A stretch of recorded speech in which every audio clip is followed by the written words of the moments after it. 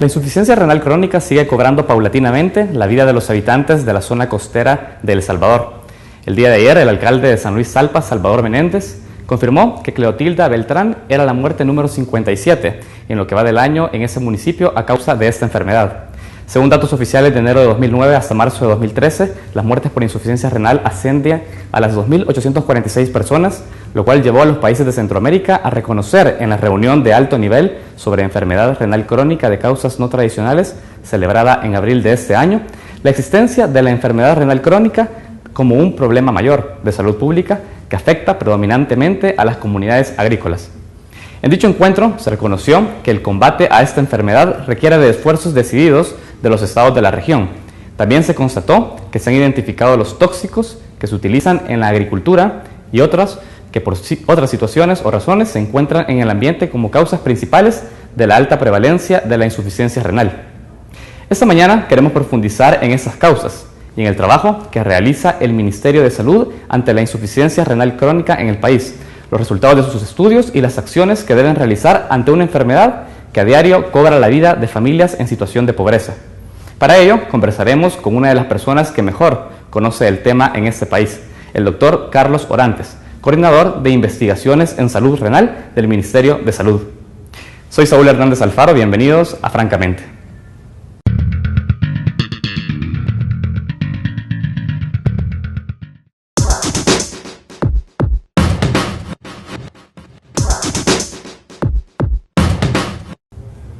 Bienvenidos a Francamente, estamos iniciando una nueva semana en este espacio de entrevistas. Hoy es lunes 26 de agosto de 2013. Saludamos a aquellos que nos ven a través de la señal Claro en Canal 23 y a través de la señal Tigo Digital en el Canal 28. También a aquellos que nos ven por fuera del país a través de la web en www.tvx.com.sv. También a aquellos que nos siguen en redes sociales, en Facebook en francamente.tvx y en Twitter en @francamentetvx. Esta mañana queremos seguir entrando a la discusión y más bien al conocimiento sobre el tema de la enfermedad renal crónica en el país. Queremos conocer ya en el análisis médico sobre esta situación. Queremos conocer qué es lo que pasa en el país, cuáles son esos factores de riesgo que están propiciando la muerte de muchos salvadoreños, específicamente en la zona costera de El Salvador. Esta mañana nuestro invitado al set es el doctor Carlos Orantes. Él es coordinador de investigaciones en salud renal del Ministerio de Salud. Doctor, bienvenido a Francamente. Bueno, mucho gusto. Claro. Gracias por la invitación y tener la oportunidad de poder comunicarnos con la población para entender un poco más sobre esta enfermedad. Doctor, para entender más esta enfermedad, me gustaría que pueda definirnos qué es la enfermedad renal crónica. Sé que son diferentes, es decir, no solo una insuficiencia renal crónica, sino que tenemos una tipología, entiendo, de enfermedad de ese tipo. ¿Podría explicarnos un poco cómo es para quedarnos claros sobre el tema? Sí, desde el año 2002, un grupo de expertos en el área de nefrología logró definir y clasificar la enfermedad renal crónica, definiéndola como cualquier daño que exista en los riñones, ya sea en la estructura o en la función. Y esta enfermedad, en esta clasificación, es bien importante mencionarla, que tiene diferentes etapas que se evalúan a partir de un examen en sangre que se denomina creatinina y la aplicación de una fórmula matemática que nos da globalmente cuál es el funcionamiento de los riñones, además con la presencia de marcadores en orina que nos señalan que existe algún daño en el riñón, por ejemplo las proteínas en orina o la sangre en orina, que son marcadores de daño. Hay otros elementos como la radiografía, el ultrasonido, que te permite entender esta enfermedad. Esta enfermedad renal crónica ha cambiado su paradigma de abordaje. Antes era exclusivo del hospital porque se entendía la enfermedad en su etapa, se atendía en la etapa final, cuando el paciente requiere diálisis, cuando la función está por debajo del 15% aproximadamente. Y era de exclusiva atención del especialista en nefrología. Hoy se ha rebasado esa frontera hospitalaria y se habla de enfermedad renal crónica a las distintas etapas por las que pasa el paciente por años, y se le denomina insuficiencia renal crónica cuando la función disminuye por debajo del 60%. Interesante. En este caso, los pacientes que están en diálisis están en la etapa 5 Por cada paciente en diálisis hay de 100 a 200 pacientes que se encuentran enfermos en etapas tempranas. Las etapas 1 y 2 son leves, las 3 y 4 son moderadas, 3 moderada, 4 severa y 5 requiere diálisis o en el mejor de los casos trasplante renal. Solo un tema para aclarar, doctor. Cuando ya te encontrás en situación de diálisis, en la fase de diálisis, es que ya estás en insuficiencia renal. La insuficiencia renal crónica comienza desde la etapa 3. Desde la 3, claro. Pero hay una etapa sin necesidad de diálisis, 3 y 4. Correcto. Y la etapa de diálisis es la etapa 5. Entonces lo que estamos viendo ahora es fallecidos por insuficiencia renal crónica que han cursado por años, por diferentes etapas, y estamos viendo en estos momentos el efecto deleterio de la función renal. Correcto. Que se ha venido acumulando y que se está recibiendo en el hospital. ¿Se habla de distintos tipos de insuficiencia renal o no? ¿Esto no existe? No, lo que sucede es que hay diferentes causas que pueden provocar la enfermedad renal crónica. Bien. La enfermedad renal crónica en el mundo y en El Salvador también se debe a 2 causas fundamentales: al azúcar elevada en sangre, que es la diabetes mellitus, Correcto, en un 30 a 35%, y a la hipertensión arterial, que es la presión arterial elevada. Estas 2 enfermedades solas constituyen casi el 70% de los casos de insuficiencia renal crónica y se les denominan factores de riesgo tradicionales. Esto está dado también en estos países desarrollados que tienen diabetes mellitus o son hipertensos y después de los 60 años comienzan a padecer de insuficiencia renal crónica.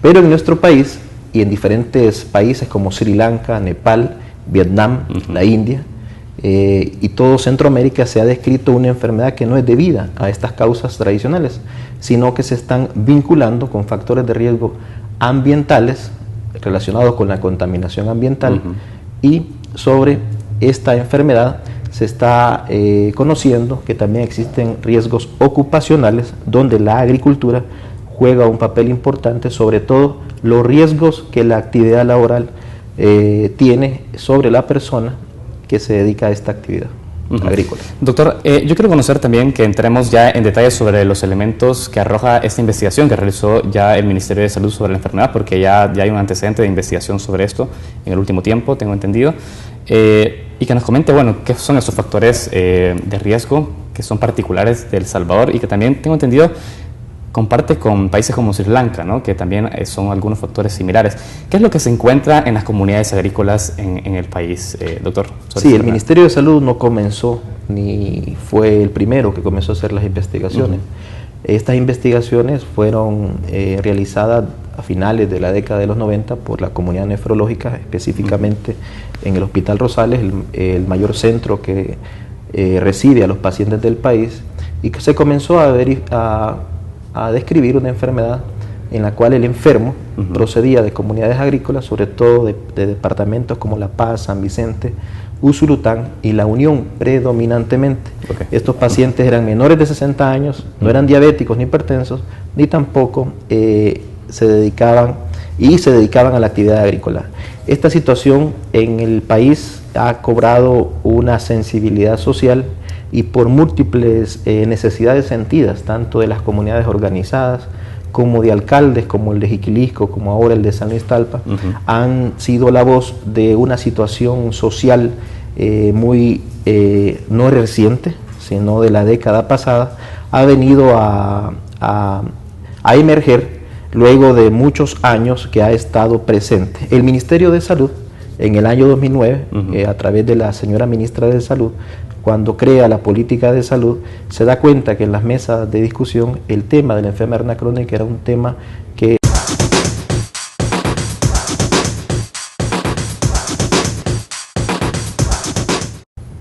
Continuamos en Francamente y esta mañana conversamos con el doctor Carlos Orantes, él es coordinador de investigaciones en salud renal del Ministerio de Salud. Hablamos sobre la enfermedad renal crónica en el país. Doctor, usted decía, no hablemos de la enfermedad por ahora, hablemos del enfermo, hablaba de los factores sociales, y yo creo que entremos en esa vía por ahora, porque usted ya describía un poco la situación social en la que se encuentra, económica en la que se encuentran estas víctimas, y otra de las cosas que se habla es que son personas que tienen dificultades del acceso al agua potable también, por ejemplo. Entonces, entremos en ese detalle. ¿Por qué vendría a constituir un factor de riesgo de vulnerabilidad estos factores sociales? Bueno, en primer lugar, vamos a analizar quiénes son las personas que se enferman. Se enferman predominantemente la población agrícola que reside en las áreas costeras del país. Correcto. Donde existió en el pasado cultivos intensivos como el algodón, donde se fumigó organoclorados. Los organoclorados son sustancias químicas peligrosas, proscritas, que producen, entre otras cosas, daño renal agudo, ¿verdad? Que en dependencia de la dosis de exposición, el tiempo de exposición y la susceptibilidad de la persona puede causar una muerte fulminante o una insuficiencia renal aguda, ¿verdad? Que es una insuficiencia que es de horas a días. De la que estamos hablando ahora es de una insuficiencia renal crónica, que se trata de una exposición a baja dosis durante largo tiempo de exposición en un organismo susceptible. Pero además está documentado que el daño renal agudo persistente a la larga produce daño renal crónico. Estos agroquímicos que fueron regados por toda la zona costera han generado una contaminación en suelo, en agua, en sedimentos, que han caracterizado una contaminación que ha estado presente debido a que son compuestos orgánicos persistentes. Esta situación es bien importante porque en estas zonas específicamente donde se regó este tipo de agroquímicos, pero también se regó una cultura inadecuada de uso y abuso de agroquímicos en los cultivos de subsistencia. Cuando habla de compuestos orgánicos permanentes, persistentes, ¿a qué nos referimos? ¿Que se mantienen todavía sus efectos a lo largo del tiempo? Sí, son compuestos que pasan a la cadena alimenticia y inclusive en áreas como la Antártida, en los osos polares y en las focas, usted puede identificar estas sustancias en la grasa de estos animales. Claro. Otro elemento importante es que estos agroquímicos que se produjeron en cantidades bastante incrementadas, se comenzaron a utilizar en los cultivos de subsistencia. Así, por ejemplo, hemos encontrado, y vamos a hablar de las evidencias obtenidas de las investigaciones realizadas. Sin hacer ninguna extrapolación, me dedicaré a hablar sobre lo que el Ministerio de Salud ha investigado y, por supuesto, es una aproximación muy objetiva de lo que sucede en nuestras comunidades agrícolas. A lo largo de 4 años hemos estudiado 5.018 personas, 1.306 familias y alrededor de 12 comunidades a lo largo del país, en Aguachapán, en Chalatenango, en San Miguel y Usulután. ¿Qué hemos obtenido? Que la enfermedad es predominante en el hombre agricultor joven, pero no es exclusiva del hombre agricultor. Hemos encontrado mujeres no agricultoras que inclusive no viven en la zona costera, sino en las zonas altas como la de Chalatenango, donde no existió ni algodón, donde no existe la caña de azúcar, donde se cultiva hortalizas y las temperaturas no son elevadas. Esto es bien interesante porque el denominador común de las zonas altas con las zonas bajas es el uso indiscriminado de agroquímicos prohibidos en la actividad agrícola que nosotros hemos descrito. Quedamos claro entonces que está vinculado directamente con el uso de agrotóxicos esa enfermedad, doctor. Voy a seguir hablando para que saques tus conclusiones con respecto a las evidencias que progresivamente hemos hecho. Al culminar estas investigaciones, observamos también que también estaba presente en niños algunos elementos asociados a marcadores de daño renal que nos expresaban que la enfermedad debuta en la adolescencia. Entonces, hay elementos que son interesantes de destacar en esta situación.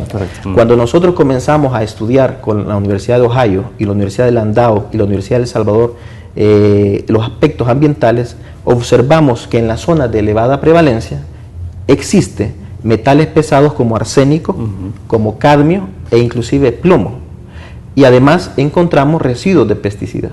La distribución de estos contaminantes que son lesivos para el riñón están en mayor proporción en las zonas de cultivo o en las parcelas agrícolas en relación al área de residencia. Cualquiera pudiese decir, bueno, el arsénico es producto del depósito natural por ser una área volcánica.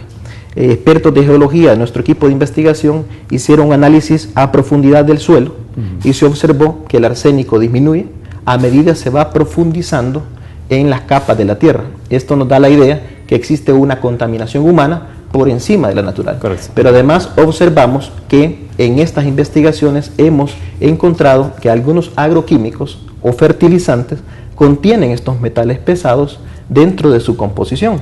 Por lo tanto, es lógico pensar que estos agroquímicos vehiculizan estos metales pesados y se depositan, así como en el suelo, en los mantos freáticos y en el agua. Estas son hipótesis que nosotros hemos venido corroborando poco a poco y nos ha permitido entender esta vinculación que nos ha dado a comprender que se trata de una enfermedad que afecta por diferentes intensidades de exposición a las personas que habitan en estas comunidades. Otro elemento que nos permitió estudiar a profundidad de esta enfermedad es que después de haber estudiado las 5.018 personas, obtuvimos una población de adultos para ingresarlos en un hospital. En el hospital de San Miguel, en febrero y abril, estudiamos 60 personas procedentes de todas estas comunidades, inclusive de las zonas elevadas, y los estudiamos con 22 especialistas en el Hospital San Juan de Dios de San Miguel. Aquí se realizó un análisis desde los pies hasta la cabeza, para analizar cuáles son las características de esta enfermedad, porque si se trata de una toxicidad, es muy poco común que sea una toxicidad selectiva del riñón. ¿Qué elementos encontramos de interés en este tipo de enfermedad? En primer lugar, que hay una afectación hepática ligera, que los gastroenterólogos plantean que puede estar relacionada con una toxicidad relacionada con alguna sustancia que no fue identificada, pero está lesionado el hígado. Hay una lesión importante en los miembros inferiores, donde los pacientes tienen alteraciones de los reflejos musculares, del flujo sanguíneo de los miembros inferiores, y aparentemente el imagenólogo planteaba que hay un estrechez de las arterias de los miembros inferiores. Era muy curioso este fenómeno porque no puede ser exclusivo solo de los miembros inferiores. Claro. Revisando la literatura, el arsénico tiene la característica de poder ocasionar estas lesiones. Otro elemento es la audición. Más del 50% de las personas que se estudiaron tenían alteraciones auditivas, y hay una relación riñón-oído en relación a diferentes tóxicos que también nos hace pensar de una ototoxicidad o toxicidad alrededor de esta sustancia. Pero lo más importante es que estos pacientes, al hacerle una biopsia renal, nos encontramos que la lesión no ataca lo que característicamente describe una deshidratación o una isquemia. Las lesiones estaban localizadas en una porción que se llama túbulo e intersticio predominantemente, y esto es bien interesante porque en el hombre cañero, agricultor de la costa, la lesión era más intensa. En la mujer no agricultora de la zona alta, la lesión estaba presente pero era más leve. Correcto. Esto nos da la posibilidad de entender más esta enfermedad, y hasta acá es lo que El Salvador ha venido posicionando y tiene las evidencias como para poder seguir.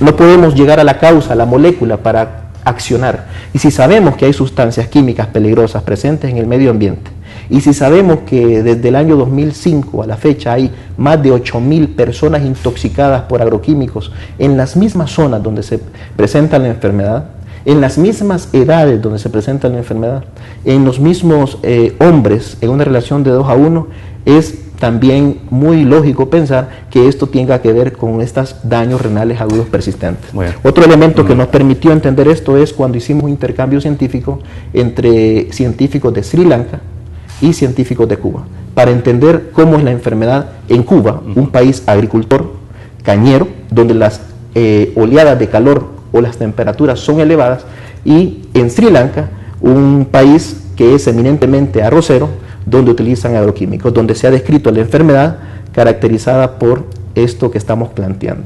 Y esto fue interesante porque analizamos, por ejemplo, que en Cuba, luego de haber hecho un estudio los científicos cubanos de más de 89.000 personas, la enfermedad en estos pacientes, a pesar de que son países agrícolas, sobre todo cañeros, no está vinculada con estos factores de riesgo, más bien está vinculada con diabetes e hipertensión arterial en su mayoría de las cosas. Cuando nosotros revisamos el Banco Mundial, cuánto es la cantidad de fertilizantes por hectárea que se utilizan en los campos cultivados, es bien interesante mencionar que Cuba, por ejemplo, utiliza 24 kilogramos por hectárea de cultivo, por área de cultivo, 24 kilogramos de fertilizante. Correcto. En los últimos, sin embargo, El Salvador utiliza 107 kilogramos por hectárea de área cultivada. Sri Lanka, 207. ¿Qué ha encontrado Sri Lanka que nos lleva 10 años adelante en estas investigaciones? En primer lugar, ellos ya llegaron a una conclusión bastante interesante, y sobre todo han llegado a acciones, que es lo que nosotros queremos hacer. En primer lugar, ellos han transitado por los mismos caminos que nosotros hemos llegado. Ellos, al igual que nosotros, han encontrado un patrón epidemiológico igual, con un predominio en hombres, agricultores, también existen mujeres presentes en determinadas zonas donde se cultiva el arroz. Pero ellos encontraron además pesticidas, metales pesados, arsénico y cadmio, y encontraron que fertilizantes y agroquímicos, entre ellos glifosato, contenía arsénico, entre ellos fertilizantes, ¿Y qué hicieron? Bueno, demostraron eso a partir de un estudio biópsico, de la biopsia renal, y coincidentemente las mismas lesiones en el otro lado del mundo con respecto a las 46 biopsias que nosotros tenemos coinciden adecuadamente con este tipo de lesiones, pero además ellos fueron más allá. Se unió todo el país, diferentes organismos gubernamentales, no gubernamentales, y lograron en el Parlamento regular, legislar y sobre todo reconocer este tipo de enfermedad.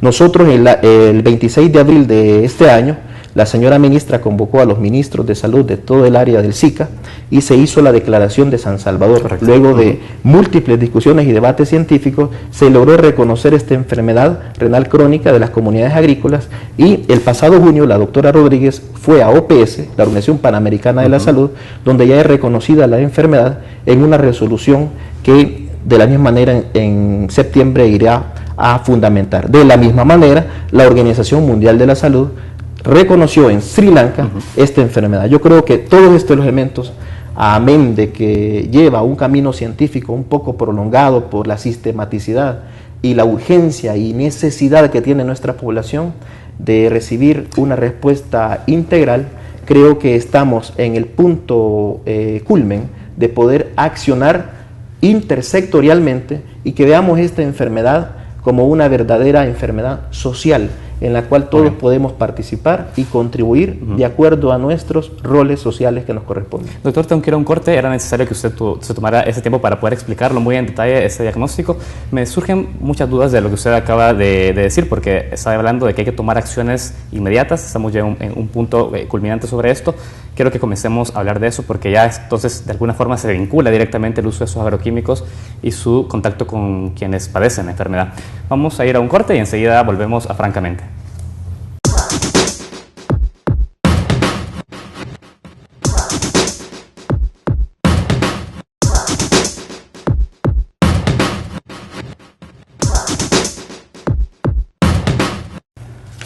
Continuamos en Francamente. Les recordamos que esta entrevista está siendo transmitida simultáneamente a través de la web en www.tvx.com.sv. También se encuentran abiertas nuestras redes sociales en Facebook, en francamente.tvx, y en Twitter en @francamente.tvx.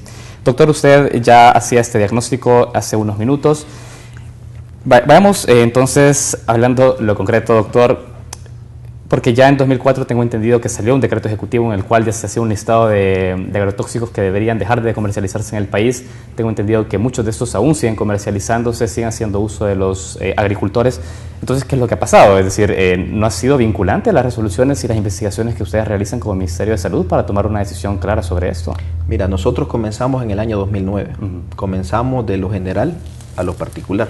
Es decir, de la demanda social hasta lo molecular, ¿verdad? Para entender bien este problema con diferentes disciplinas. Yo simplemente coordino este tipo de esfuerzos, pero detrás de mí hay cientos de especialistas y sobre todo la participación activa de la comunidad.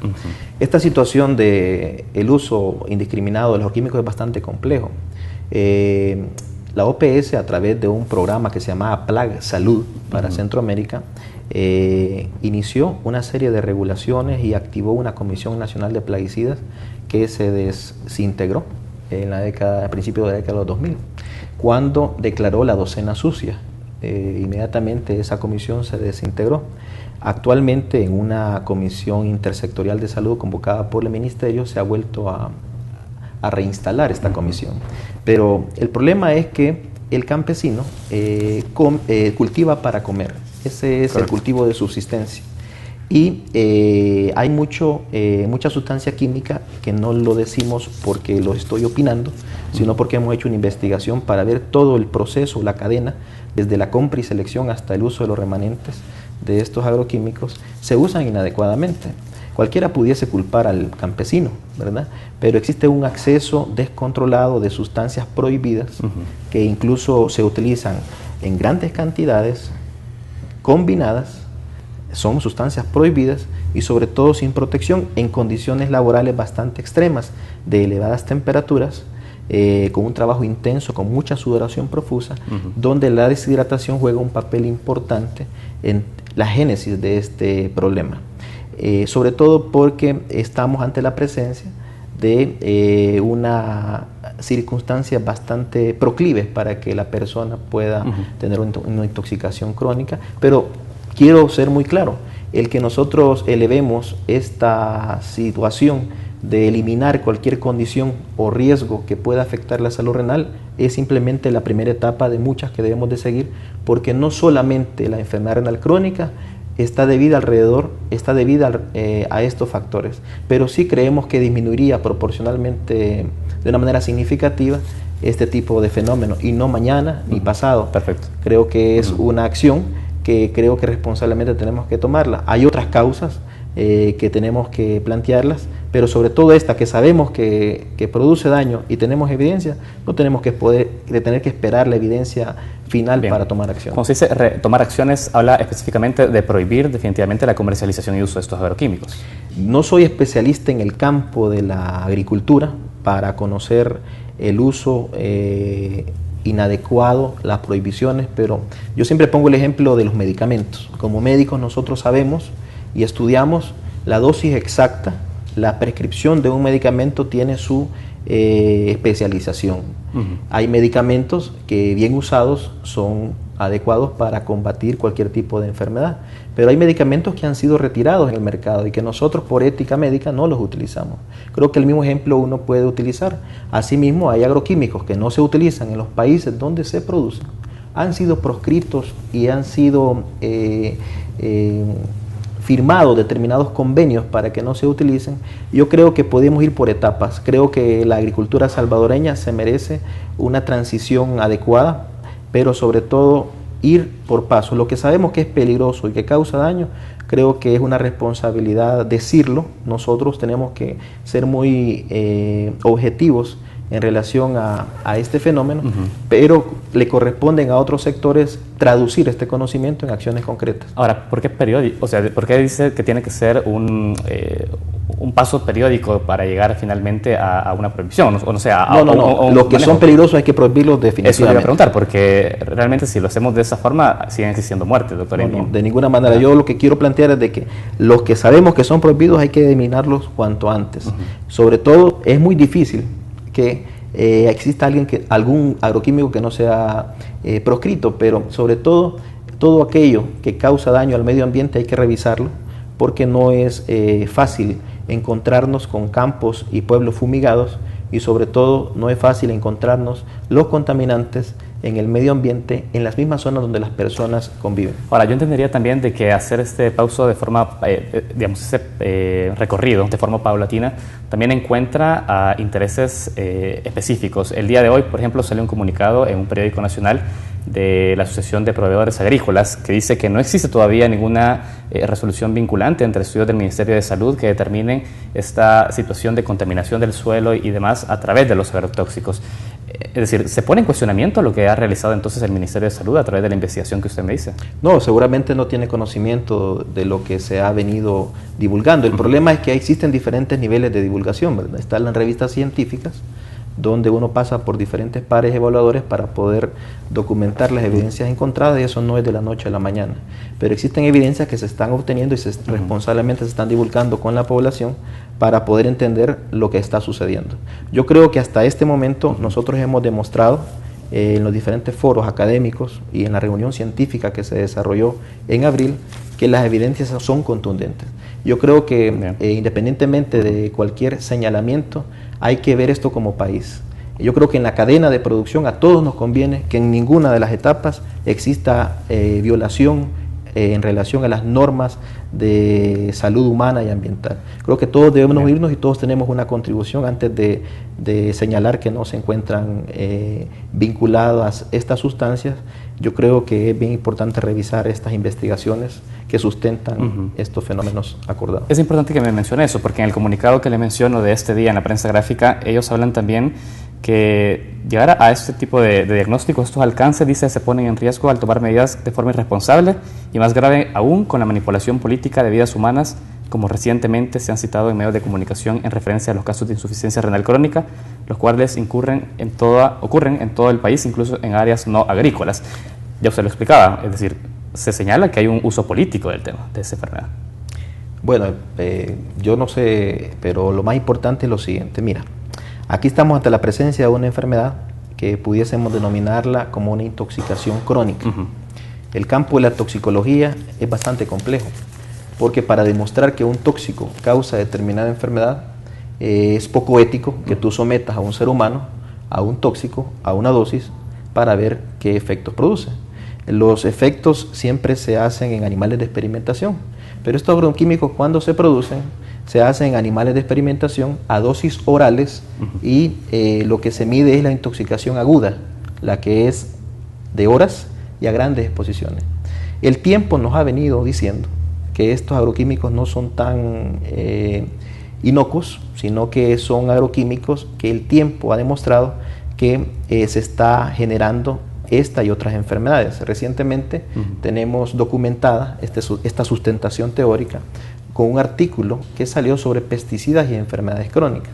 Estamos hablando de enfermedades como cáncer, enfermedades como malformaciones congénitas, y en este caso se está hablando ya de diabetes. El arsénico puede producir diabetes, pero también están estas nefropatías crónicas que documentadas, como la de Sri Lanka, y la que nosotros poco a poco estamos conociendo, nos está dando la idea de que estos agroquímicos tienen algún efecto.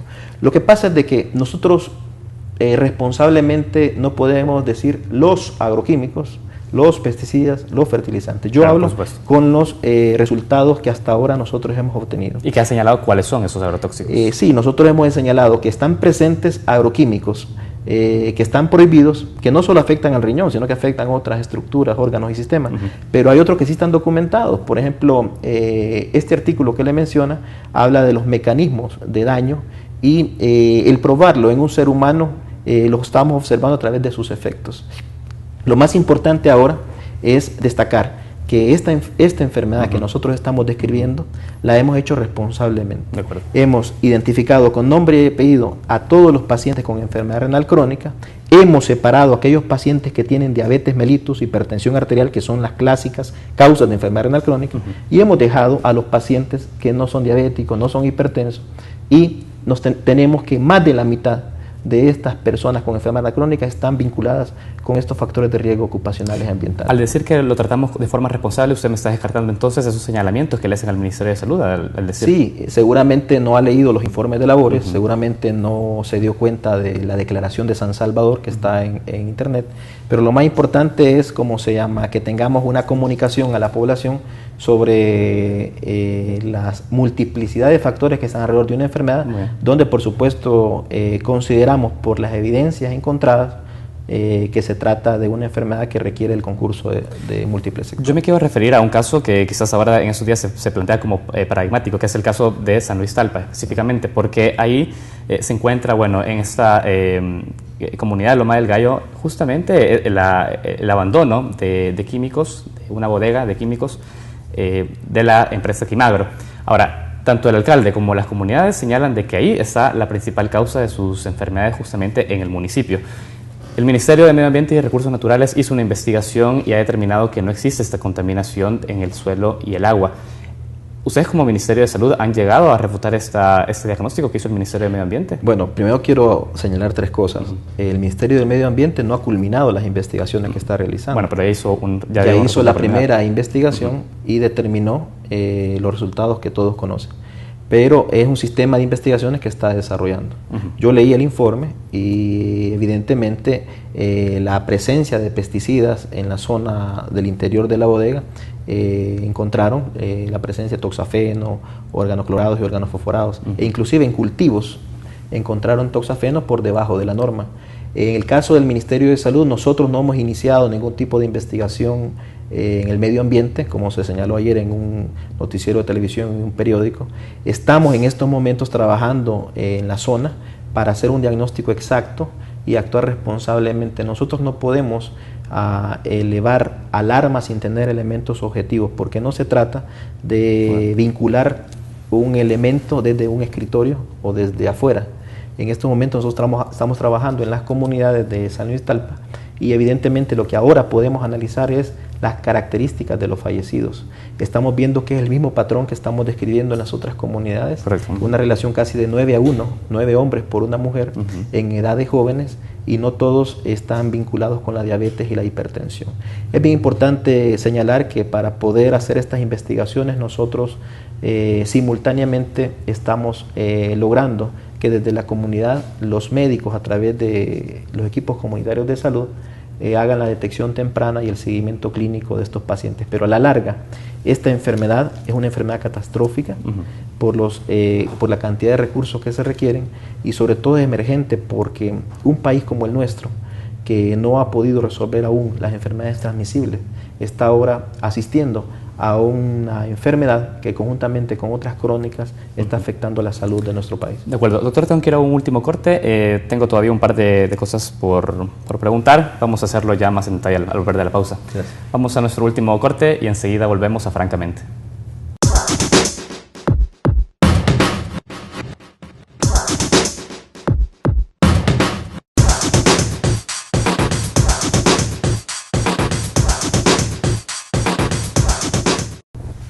Continuamos en Francamente y estamos ya sobre nuestro último bloque de la entrevista.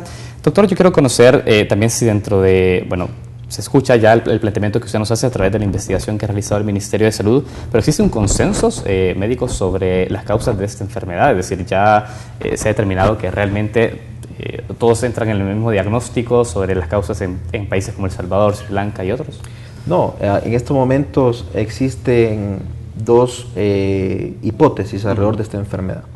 Existe la hipótesis multifactorial asociada a un eje que nosotros planteamos como vinculada a los riesgos tóxico-ambientales y ocupacionales, donde creemos que están presentes determinantes sociales bastante características de estos grupos sociales, y donde factores de riesgo asociados a la intensa actividad agrícola, a la sudoración profusa, a la deshidratación, son factores que vulneran a una persona que está expuesta a contaminantes que nosotros hemos evidenciado por las características clínicas que tiene la persona, pero además por la presencia de contaminantes que documentados han sido como factores que dañan el riñón. Pero hay otro tipo de hipótesis que respetamos mucho, que es la hipótesis asociada a la deshidratación y al estrés por calor, que es aquella enfermedad que se asocia a aquel campesino que se dedica a actividades laborales intensas, a elevadas temperaturas, con poco acceso a agua potable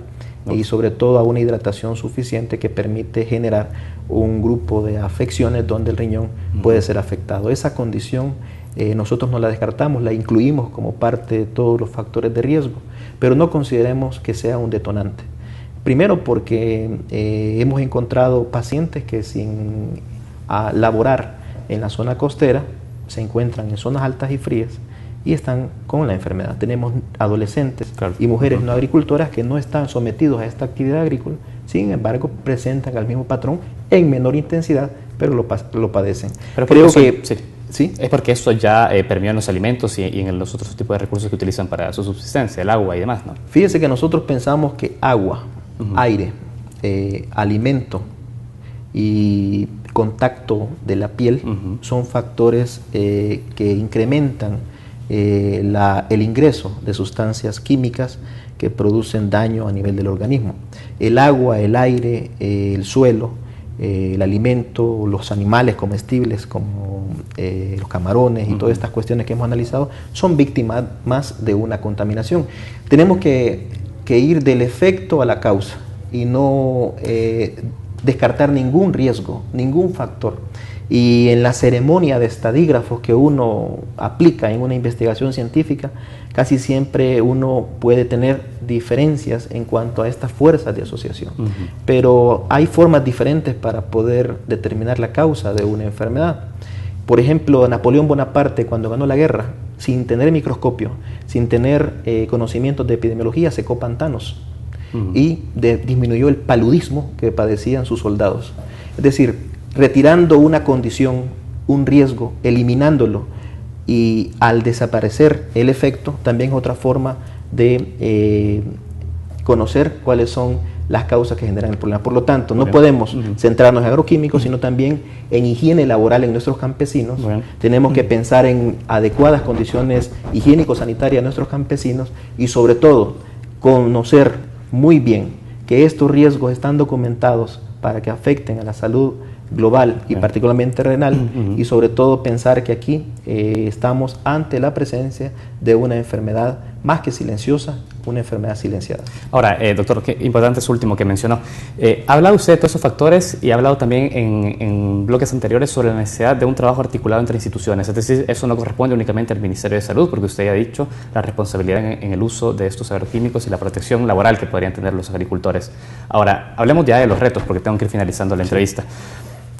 Usted ya ha determinado con respecto a los estudios, hemos visto que un factor de riesgo son los agrotóxicos, pero quizás vemos que hay poca decisión o con mayor contundencia de decir al Ministerio de Salud, a la institución encargada en el Estado, que vaya tras esta investigación más profunda o que ya comience a prohibir esos agroquímicos que sí están teniendo una afectación directa hoy por hoy. Es decir, ya existen estos, pero no sé, no vemos a un Ministerio de Salud con esa rigidez, o me equivoco. Sí, quizás no se ha podido conocer la abogacía que la señora ministra ha hecho, no solo aquí, sino en OPS, en Ginebra, Suiza, en la ONU. O sea, sí se ha hecho. Sí se ha hecho. El problema es de que rebasa el sector salud.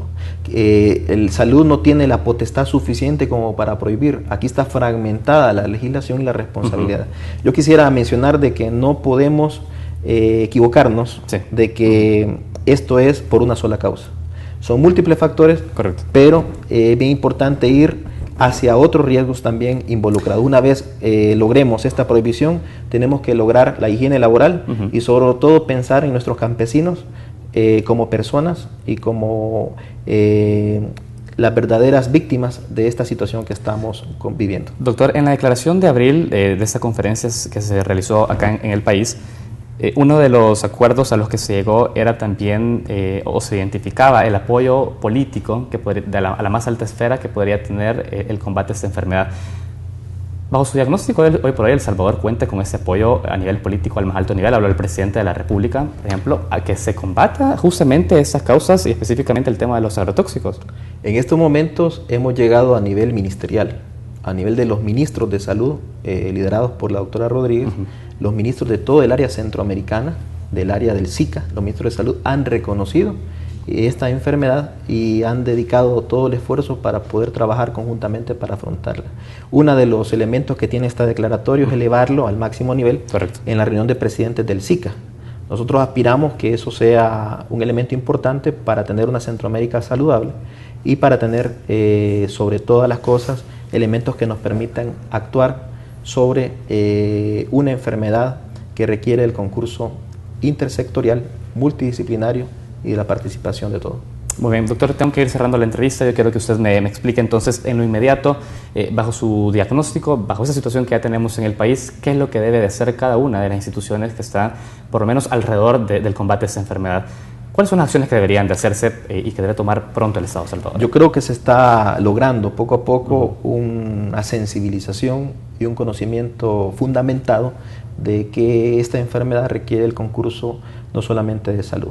Ya Medio Ambiente ha venido trabajando con nosotros, hace falta la incorporación de otros actores, se ha desarrollado una comisión interministerial donde inclusive está Cancillería, está Agricultura. Queremos que también el Ministerio del Trabajo se sume a estos esfuerzos, pero sobre todo es bien importante que las empresas participen.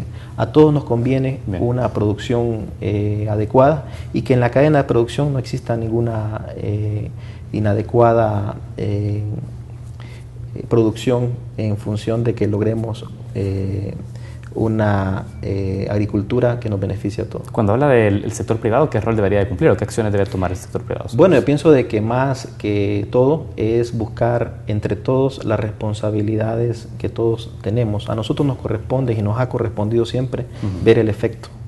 Y es imposible que nosotros podamos estar atendiendo desde el punto de vista curativo una enfermedad que es potencialmente prevenible, y la prevención no solo depende de medicamentos o de orientaciones médicas, sino de ir buscando nuestras responsabilidades sociales, y nosotros tenemos el deber como Instituto Nacional de Salud de generar ese conocimiento científico para que pueda traducirse en acciones que nos beneficien a todos. De acuerdo, queda también claro entonces de que se deben hacer acciones para combatir esos factores sociales también que usted mencionaba, que eso ya no le corresponde directamente a las empresas, sino que al Estado mismo, ¿no? Pienso que esto convoca a diferentes sectores y a un debate nacional para que podamos buscar una salida para garantizar a nuestras comunidades agrícolas una salud integral.